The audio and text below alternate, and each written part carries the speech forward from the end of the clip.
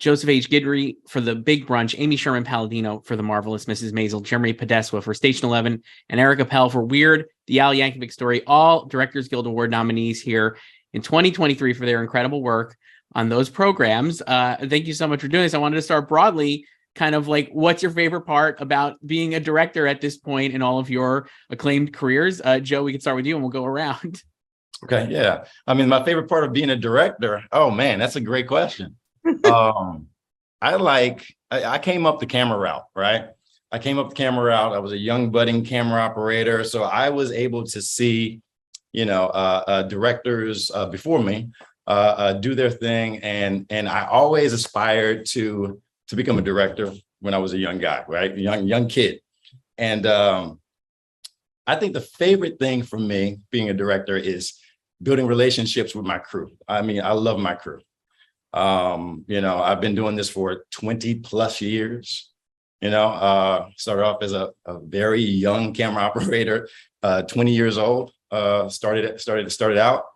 And but building the relationships over the years with my crew, being with my crew. And I try to utilize the same crew everywhere that we go when I get the opportunity to. But just seeing, being on set with my crew and creating the atmosphere that we can create, that we can be creative in, for me is the number one priority, right? So, being a camera operator for years, you get the screamers, right? You get the screamers, and I always said to myself, I will never, ever be like that, because that's counterproductive in my eyes. So for me, when I direct, I love to create an atmosphere and an environment that all people can be creative. It doesn't matter if you're a PA or if you're a showrunner or whoever. We create this environment where everyone is welcomed and everyone is heard. And for me, that's one of the favorite things about being a director for me is. That's great. Amy, how about you?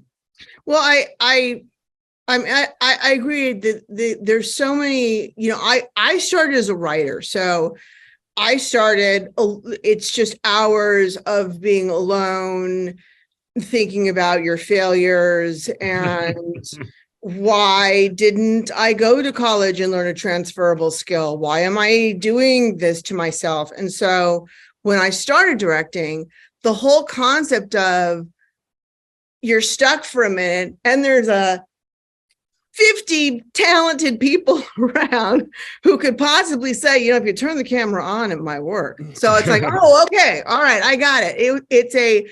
I totally agree with everything that is been said about the idea of being with this group of people. I don't know if you guys shot during pandemic or if you closed down during pandemic. We shot as soon as they would let us shoot, and it was an interesting experience because we've all known each other so well. Most of my crew has been with me since the pilot.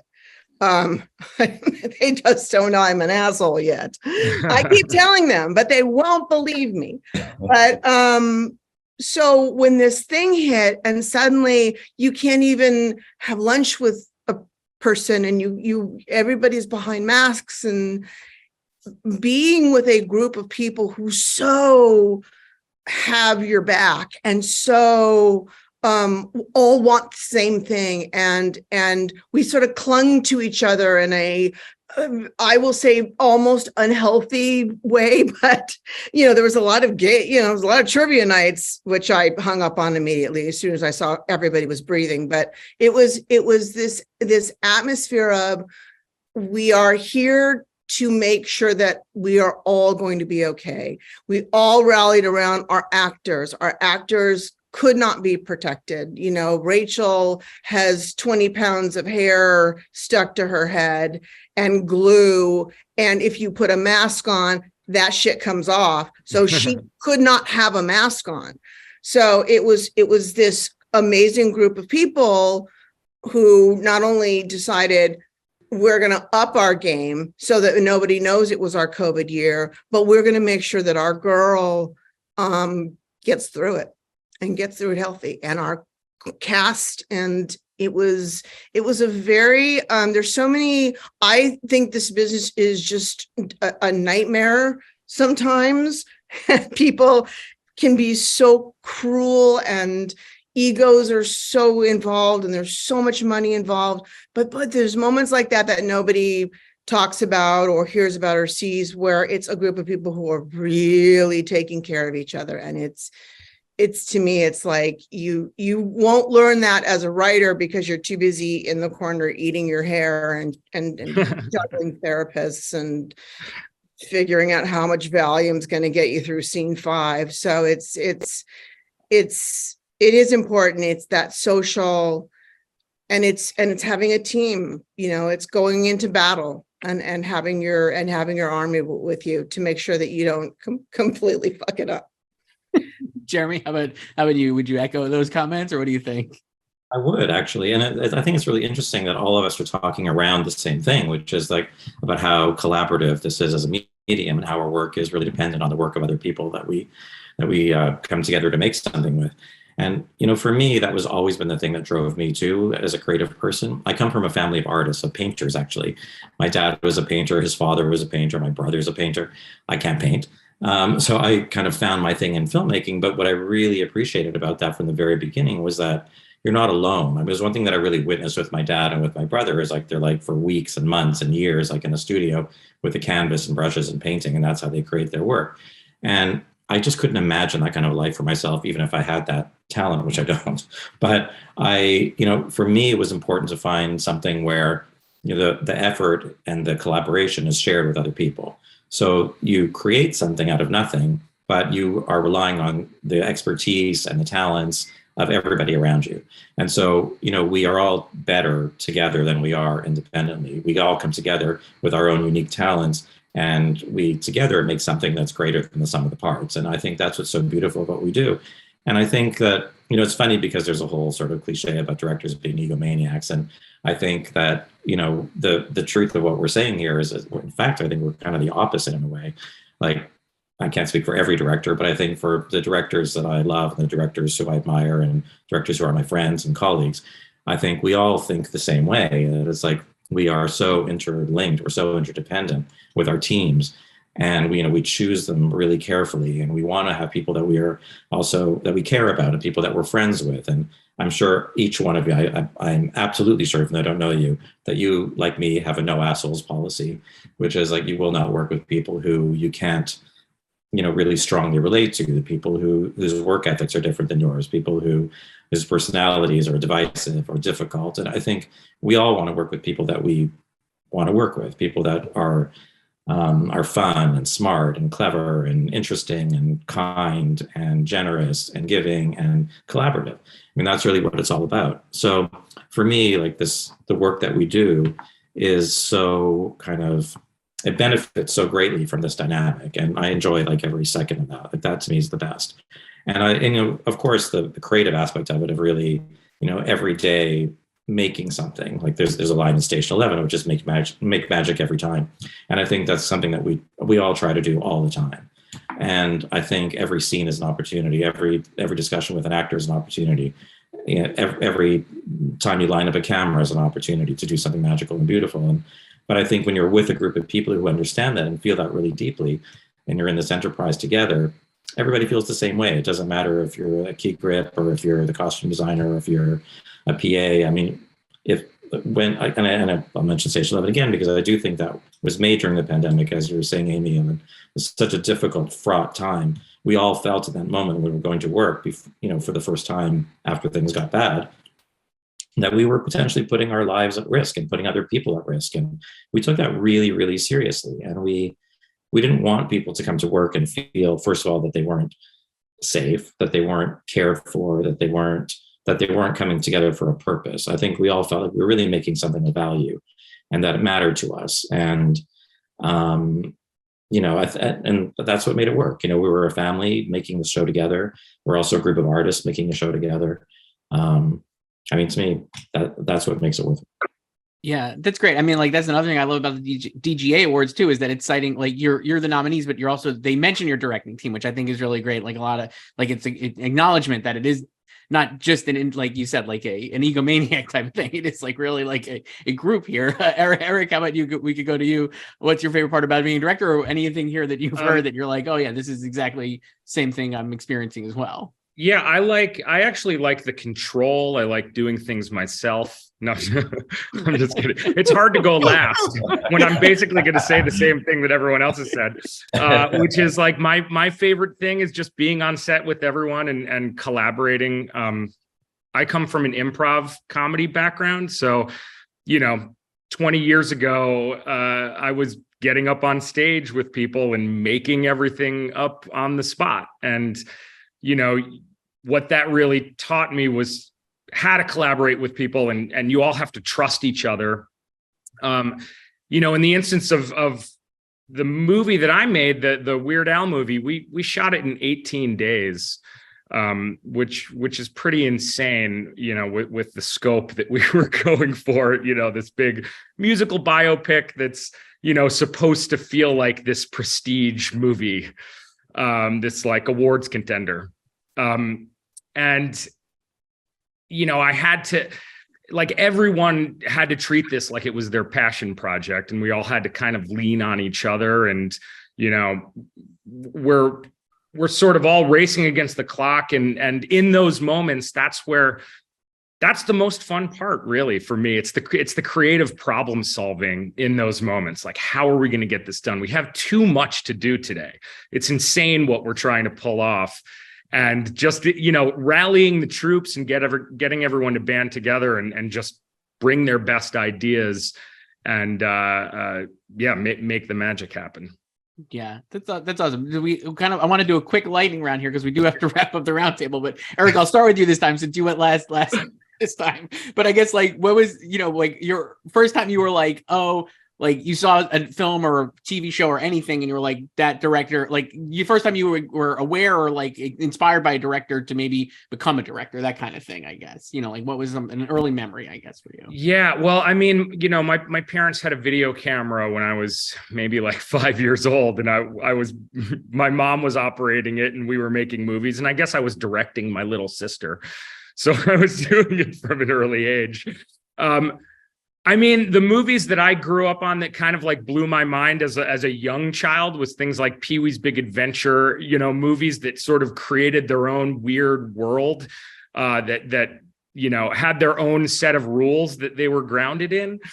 Those were, it was movies like that, Back to the Future when I was young, like those things that really blew my mind. But I think in my formative years, like when I was a teenager, it was like the Tarantino movies and the Paul Thomas Anderson and Coen brothers. Like when I really started coming up as like an avid cinema fan, those were the things that were coming out, when I think Pulp Fiction came out when I was like 14 years old. And, my friends and I, they would let younger kids into the rated R movies at the $1.50 theater in my town. So like, as a 9th, 10th grader, like I got to see all these movies that completely blew my mind. And yeah, I knew what I wanted to do from that point on. Definitely. I have a feeling we're probably around the same age then, based on your references there. Yeah. Jeremy, how about you? What was an early memory of you, or something where like, oh, this is a real like inspiration for me?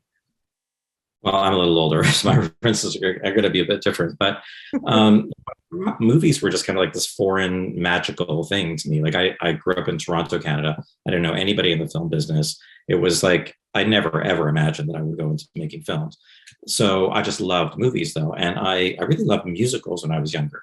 So like The Wizard of Oz, I think actually was probably it was a movie that was on like every Christmas or New Year's or somewhere around that time of year. They would just play it on television. It was before VCRs, before all that stuff.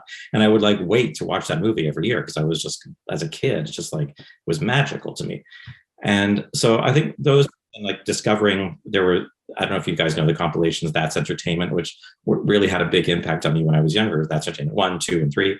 And they were just compilations of like great movie musical moments. And that was just like unbelievable to me as a kid. I didn't even know, I couldn't even imagine those things were made, but just seeing that raw talent and the artistry and capturing those dances and music was really exciting to me. But I think like when I started to become more aware of movies as movies and them as an art form, and I always had a more critical interest in them. It was really, I think, around the time of when the movie Cabaret, which was like the first grown-up musical that I saw when it came out, and The Godfather came out, I think, in the same year. And that was kind of like a knockout moment for me. Seeing like Cabaret, The Godfather, I think American Graffiti came out around the same time. There was like a thing of like movies being really grown up and really complex and interesting and sometimes dark. And, that as a creative person at being a teenager at that time when I was seeing those things, that was very exciting to me. And that I think maybe at the first time I thought, I don't know if I thought about making them, but I thought like, this is more than just like, I'm excited to watch The Wizard of Oz every year. There was something more serious going on with me as a critical thinking around movies. Yeah, that's awesome. Amy, how about you? Well, I came from dance. I was supposed to be a dancer, and then I discovered sandwiches, and my mother is still very traumatized by the terrible turn my career has taken. I don't think she'll ever get over it, but I think because of that, I was drawn to anything that moved, anything that didn't stop. I was actually more of a TV kid. I was much more of a Norman Lear, All in the Family. I started in sitcom, but there was something about, All in the Family went. The set was like this. You had the living room, you had the dining room, you had the kitchen. It was a play. It moved back and forth. It wasn't anything incredibly cinematic, but there was an immediacy to it, and there was you knew them, they were your family, they were part of this. And I don't believe in screeners. I don't watch screeners. I throw them away. Sorry, come get me, jail. When the pandemic hit and they shut down all the movie theaters in New York, I took the PATH train to Jersey because Jersey was still open. And I saw the Aaron Sorkin Chicago 7 movie, and I saw 2 other movies before they shut Jersey down too. But to me, I so revered the form of movies themselves. I love TV. TV's paid for all of my hats. I think there's great. I mean, we're all, Station 11 is a TV show, but it's not a TV show. I mean, TV today and the movies and Weird Al and all these wonderful things that you can access that are considered TV are not TV. I think lines are blurred now. I think if I'm going to be completely honest, the moment that I decided to be a director was the moment that my manager, Gavin Pallone, the first year of Gilmore Girls, said to me, "And you're directing the last episode," and walked away. And I'm like, I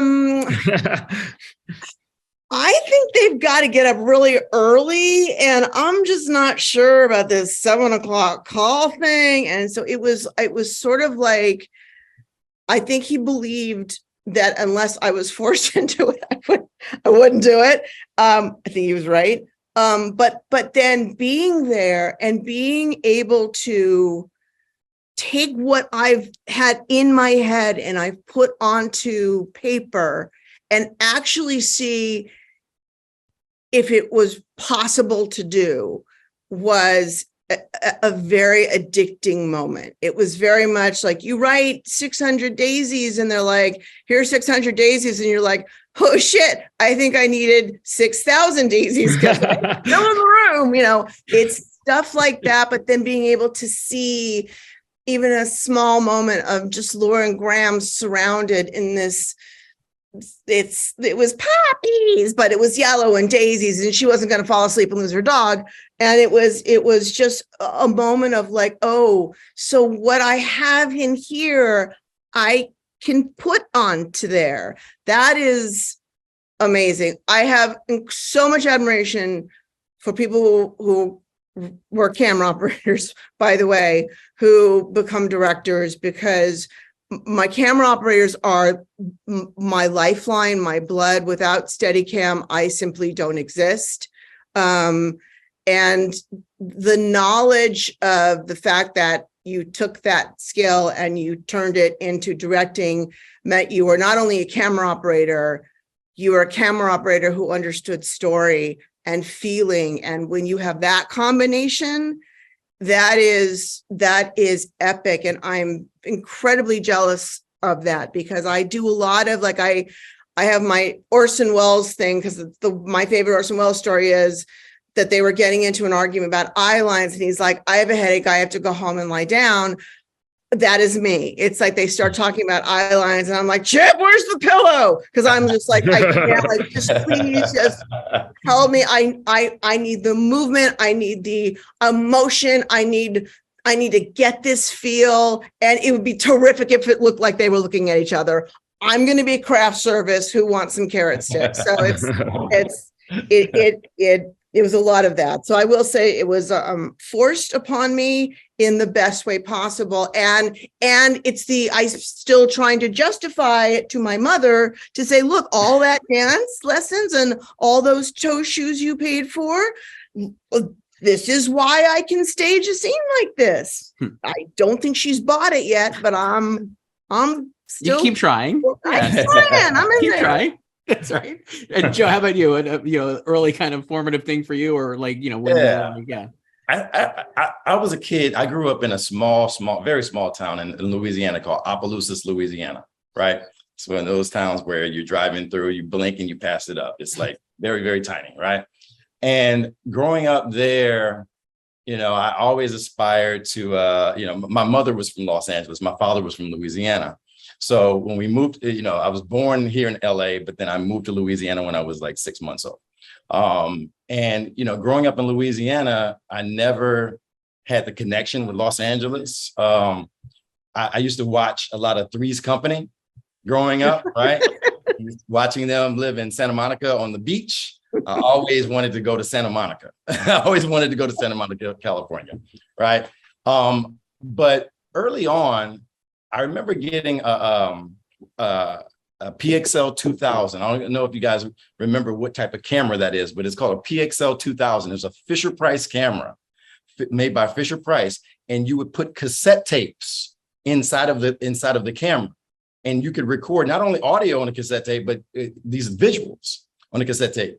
And I remember getting one of those when I was super young, and utilizing that to shoot me and my friends playing basketball, running around the streets and everything. And then you would come back and it would come like a little monitor, and you put the tape inside of the monitor and then you would play it. And from that portion of it, like, I think I was hooked. I thought that, I wanted to become, I knew I wanted to do something in Hollywood at that point, right? So my mother was from LA. My mom and dad got a divorce, unfortunately, but then I moved back to Los Angeles with my mom. And when I did that, I remember then the Thriller, Michael Jackson Thriller, it just come out. So George Lucas, there was a behind the scenes like special that they would play on television. I remember watching that, and I remember watching like all the behind the scenes things that Lucas did and that Michael did, and that really, I was just super intrigued by how this iconic music video had been made. And then cut to, I think that was like one of my first big impressions. I think that really got the wheels turning. And then, opportunity presents itself. And then I was able to work on a show called Premier Story. And then it was during the O.J. Simpson trial, where I was posed with one of the producers, the executive producers, a guy by the name of Bert Kearns and Peter Brennan, gave me this high 8 camera, and said, "Hey, just go see what you can get." So I went down to the O.J. Simpson trial, and I was just down there, kind of like what TMZ is today. I did that way back in the 90s, right? And I was just that one camera guy down there with the little camera. And all the camera operators looking at me like, what the hell is this guy doing here? And I got this little camera trying to get in there and try to get shots of Shapiro and Cochran and all that stuff. But I do have to say that one person who actually really kind of fine-tune me into becoming a director would be Glenn Weiss. There's a director by the name of Glenn Weiss, and it was in 2008 at the President Barack Obama's inauguration that I was shooting a documentary for HBO. I was a camera operator, and I was shooting a documentary. I was behind the scenes, and I was able to go into the control room with Glenn Weiss while he's directing the first dance, right? And he had literally probably about 30 cameras, and it was just a symphony. And it was all live to tape. Ready one, take one, ready two, ready 27, take 27. And he's just, I'm shooting behind the scenes of this symphony, and he's the conductor. And that's where I really fell in love with live TV, with television. And I said to myself, and the way that he treated his crew as well, because we shot all behind the scenes, all the celebrities were there and all this stuff, shot behind the scenes. So I followed him around for the entire 2-day process, and I fell in love with it. And he was my inspiration. And I said, whenever I have an opportunity, that's the guy that I want to be. I want to be like that guy. So it'd be Glenn Weiss. That's awesome. You picked someone very good. And Glenn obviously is very acclaimed as well. We have to wrap up there with this roundtable, but it's incredible chatting with you all about your history as being directors and stuff. Joseph Guidry, Amy Sherman-Palladino, Jeremy Podeswa, and Eric Appel. Thank you all so much. No problem. Thank you. Good luck, everybody.